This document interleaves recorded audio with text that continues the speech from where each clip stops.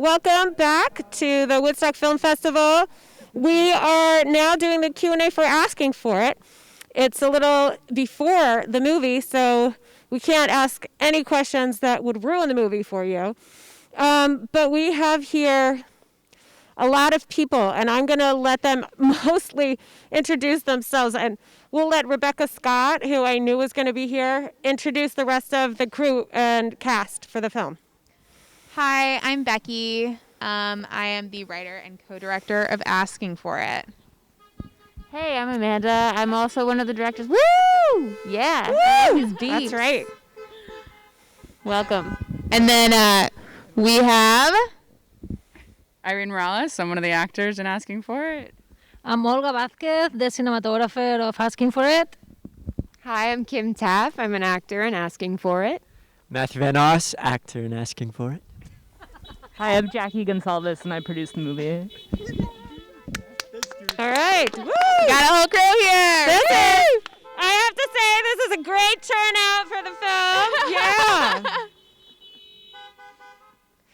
All right, so everybody, welcome to the Woodstock Film Festival. We thank you all for being here, and this has been great, and for supporting independent film and creating opening nights for people in the middle of the pandemic, and for creating opportunities for these filmmakers. It's wonderful. My first question was, what was the hardest thing about making this movie? Wow. How many answers are we going to get? It's incredibly difficult to make any independent movie. It was a micro-budget film. I don't know. What do you think? Oh, let us count the ways. Do you want to narrow it down? What? Yeah. Well, first, I mean, backgrounds. Where were you coming from that you came together, and that the process of maybe getting it made? I guess we could start with that. Well, Becky wrote the script, and it was hilarious and wonderful. And we were friendly, and we were reading each other's scripts, and she wanted to make it, and I was like, you should make it, you should direct it. And then she's like, oh, you want to direct it with me? I was like, hell yeah. So it was kind of like a very organic beginning. So the beginning was quite lovely, actually. Yeah. So I had never directed before, but I had, I sort of first and foremost identified as a screenwriter, but this script meant a lot to me, and I wanted to be involved on a ground level with the making of it. So I was not arrogant enough to think that I could do it by myself, because I had no idea what I was doing. And Amanda had directed a movie in 2015 called Pinsky, so we decided to work together. And I would say one of the hardest things was that this movie happened very quickly. It was written in May of 2018 or June of 2018, and we shot in November of 2018. So it doesn't usually happen like that. So that was probably one of the hardest things. Okay. Well, sounds like it was one of the hardest, but also maybe that's like a dream. How did that happen? How were you able to put the funding together and the cast together, the crew? Yeah, so the funding came from a mix of investors, and then also we did like an Indiegogo. So it was kind of a mix. And then also, like, at every leg of the film, we would sort of raise more money. So we didn't have post money going into it. And I think we just really wanted to do it quickly because we felt like it was so timely. And we were lucky enough that there was a lot of enthusiasm for it, and the network was already in place. So, yeah. Cool. Yeah. So did you have connections to some of the actors already? Do you want to speak to that? Well, our connection with Jeannie Garofalo, we had emailed her agents and sent the script, and they were not interested, probably because we are just like these kind of like humble filmmakers, just trying to tell a story. But we showed up to her comedy show in Brooklyn, and we're like, hey, did you read Becky's script? And do you want to? Yeah, I mean, the thing is, you can email a lot of people with an IMDb Pro account. All the agents' emails are there. So that's how we got Janine. We just emailed her cold, and I think she had an assistant who was having a boring day and happened to read the script and loved it and passed it on to her. And then David, my agent, knew his agent. David didn't even read the script. He was just like, yeah, sure, why not? And then all of these people behind us, well, three of them, Irene, Kim, and Matt, all of whom were in the movie, were Mostly through friends of friends. You know, we reached out to our own networks in Brooklyn and managed to, you know, bring a lot of actors on board that way. But the end of the Janine story is that we showed up at at one of her comedy shows and we were like, "Hey, did you read the script?" And she's like, "Oh yeah, I said yes."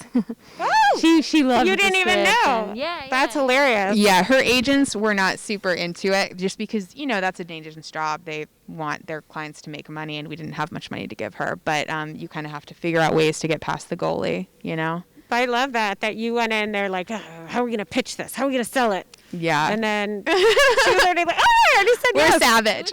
We were terrified. We were like terrified. Yeah, we were scared. That's very funny. So how did you come up with the story? I guess that's more of a question for you. Sure. So I had the idea a couple years ago when Gamergate happened. So for those of you who don't know, Gamergate happened when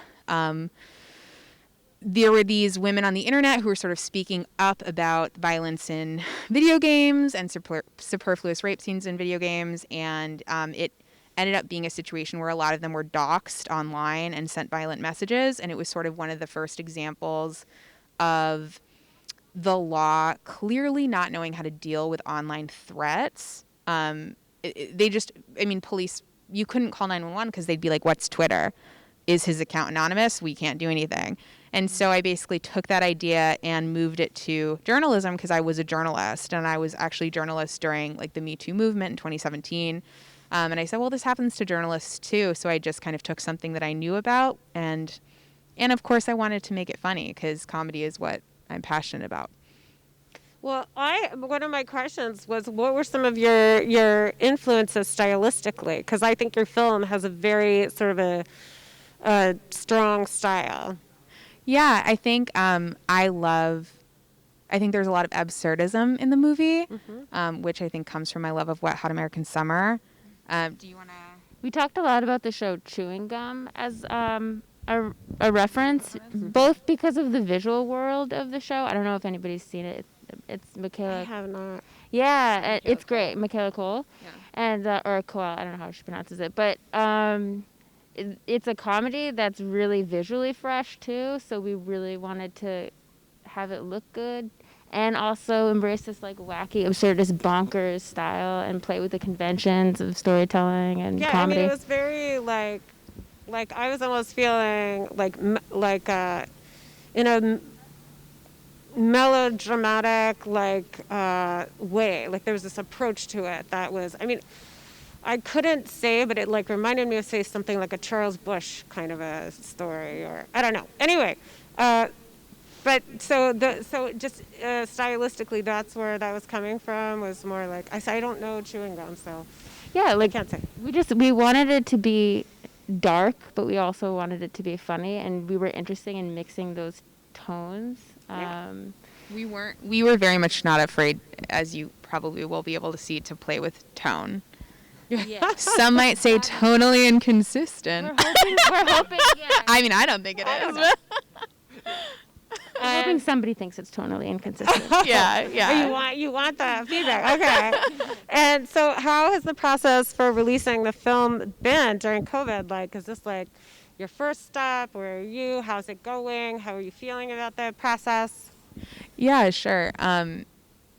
We've been very lucky, all things considered. We had our world premiere at CineQuest in San Jose, and we literally had the premiere on, I believe, Saturday, March 7th, and the whole festival was shut down on the next day. Oh my gosh. Okay. So, and we literally we were flying home Monday, and by Monday we were freaking out to even be in an airport.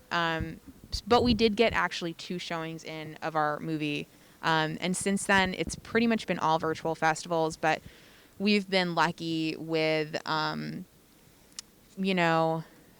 distribution and what we've ended up being able to do. It ended up on Fuse, which is a channel on cable, which was really cool and like sort of an unexpected path. And yeah, we feel like people have been seeing it, but this is our first time actually having it on the big screen.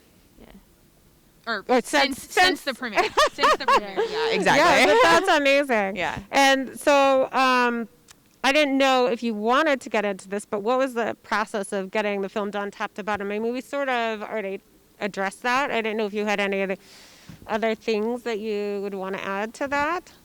Maybe we can open it up to any of you guys if you want to talk about what it was like getting the film.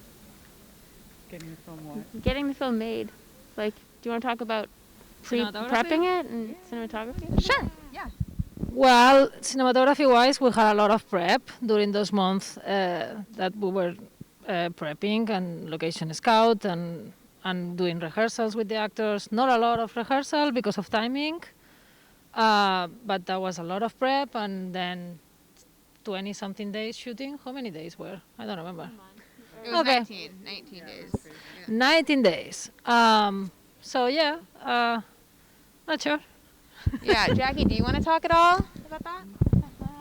Yeah, I mean, one of the things that I was so excited about doing this movie for was that you guys were both very open to collaboration. You weren't married to your script. You weren't married to any particular things. You were more interested in having a final product and making it as good as it could be with all the limitations that we had. So if it got to a point where we were like, this location isn't going to happen, we can't afford it, you know, this scene is not going to be possible, you were never like, well, then I guess we'll wait until we can figure it out. You're always like, okay, if that's a challenge, how can we work around that? How can we do it so that like this still stays on track? And so we kind of almost came at it with like a TV production mindset almost, where it wasn't like everything has to be perfect. It was more like we have a goal, we have a schedule, and like we're going to work together to create solutions for like how we're going to stay on that path. And like that's how we were able to go from having a script to like a final movie in under a year, which is quite rare in the independent film. Yeah, especially for our budget range, and I think that was the major challenge. Is that, I mean, the budget was quite low, especially for a New York City-based film, and everybody was paid. So we were like kind of like little alley cats, like like making really smart, creative choices and moving really quickly all together. So yeah.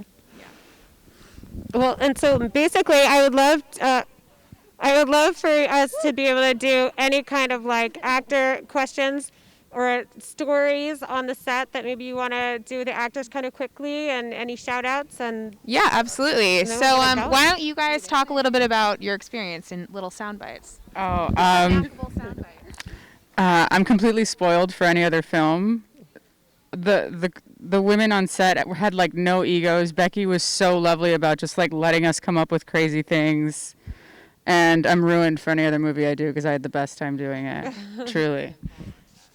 Yes, a lot of improv on set, which as a comedian it's like chef's kiss. You know what I mean? They were just like, oh, you want to be a freak? Go for it.